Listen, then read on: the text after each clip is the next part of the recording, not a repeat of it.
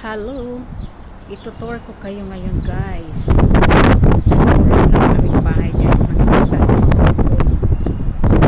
kuwait guys. Ayan yung kapitbahay namin. Ayan guys, yung mga bahay dito sobrang ang lalaki guys. Ayan.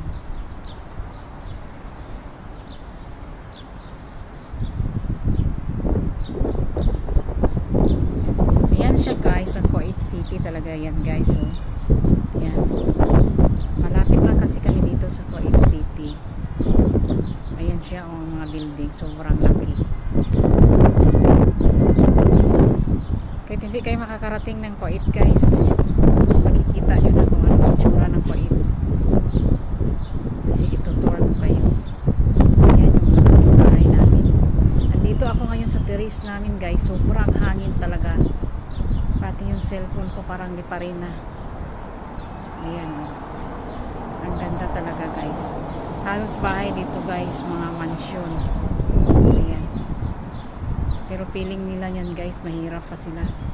Ito na bahay guys, sobrang laki siya pero walang nakatira. Matagal na yan naka-abandon. Ayan.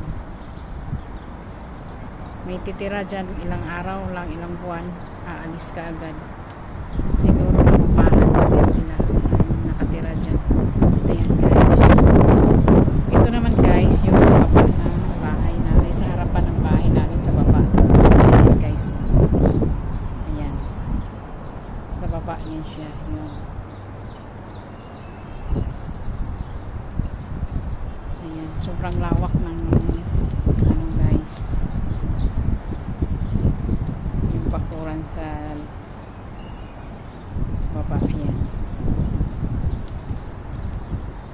Maganda kasi pag dito ka sa terrace, makikita mo talaga ang buong Kuwait. Ayan, nakita nyo na ang city. Ayan siya. Ang tataas ng mga building. Hindi pa kasi mo nyo makita ang iba kasi naharangan ng ibang building. Ayan.